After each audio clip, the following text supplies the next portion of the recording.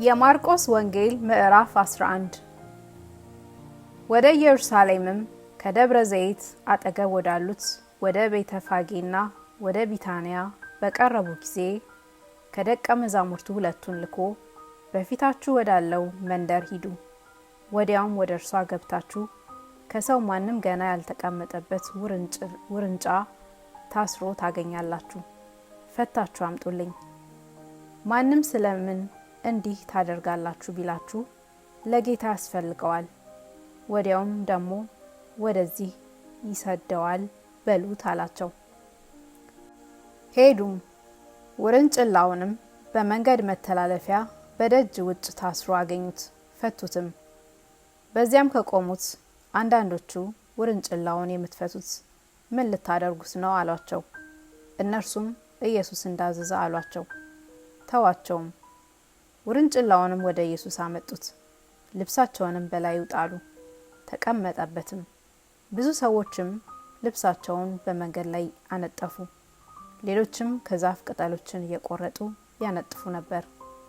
የሚቀድሙትም የሚከተሉትም ሆሳዕና በጌታ ስም የሚመጣ የተባረከ ነው፣ በጌታ ስም የምትመጣ የአባታችን የዳዊት መንግስት የተባረከች ናት፣ ሆሳዕና በአርያም እያሉ ይጮሁ ነበር።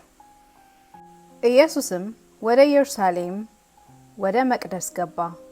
ዘወር ብሎም ሁሉን ከተመለከተ በኋላ ጊዜው መሽቶ ስለነበረ ከ12 ጋር ወደ ቢታንያ ወጣ። በማግስቱም ከቢታንያ ሲወጡ ተራበ። ቅጠልም ያላት በለስ ከሩቅ አይቶ ምናልባት አንዳች ይገኝበት እንደሆነ ብሎ መጣ። ነገር ግን የበለስ ወራት አልነበረምና መጥቶ ከቅጠል በቀር ምንም አላገኘባትም። መልሶም ካሁን ጀምሮ ለዘላለም ማንም ካንቺ ፍሬ አይብላ አላት። ደቀ መዛሙርቱም ሰሙ። ወደ ኢየሩሳሌምም መጡ። ወደ መቅደስም ገብቶ በመቅደስ የሚሸጡትንና የሚለውጡትን ያወጣ ጀመር። የገንዘብ ለዋጮችንም ገበታዎች፣ የርግብ ሻጮችንም ወንበሮች ገለበጠ። ዕቃም ተሸክሞ ማንም በመቅደስ ሊያልፍ አልፈቀደም። አስተማራቸውም። ቤቴ ለአሕዛብ ሁሉ የጸሎት ቤት ትባላለች ተብሎ የተጻፈ አይደለምን? እናንተ ግን የወንበዶች ዋሻ አደረጋችኋት አላቸው። የካህናት አለቆችም ጻፎችም ሰምተው ሕዝቡ ሁሉ በትምህርቱ ይገረሙ ስለነበር ይፈሩት ነበርና እንዴት አድርገው እንዲያጠፉት ፈለጉ። ማታ ማታም ከከተማ ውጭ ይወጣ ነበር። ማለዳም ሲያልፉ በለሲቱን ከስሯ ደርቃ አዩአት።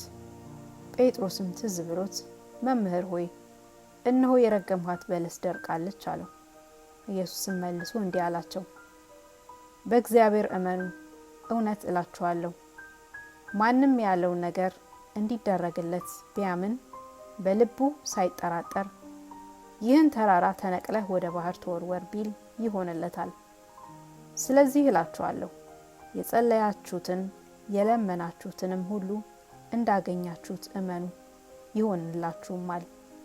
ለጸሎት በቆማችሁ ጊዜ በሰማያት ያለው አባታችሁ ደግሞ ኃጢአታችሁን ይቅር እንዲላችሁ በማንም ላይ አንዳች ቢኖርባችሁ ይቅር በሉት። እናንተ ግን ይቅር ባትሉ በሰማያት ያለው አባታችሁ ኃጢአታችሁን ይቅር አይላችሁም።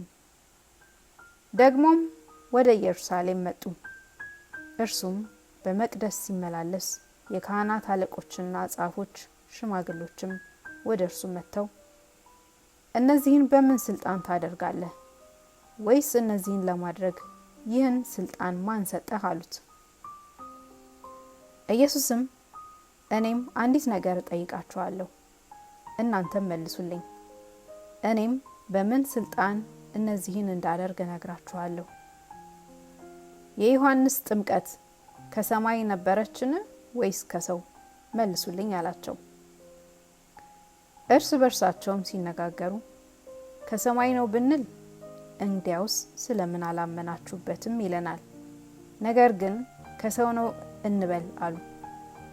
ሁሉ ዮሐንስን በእውነት እንደ ነቢይ ያዩት ነበርና ሕዝቡን ፈሩ። ለኢየሱስም መልሰው አናውቅም አሉት።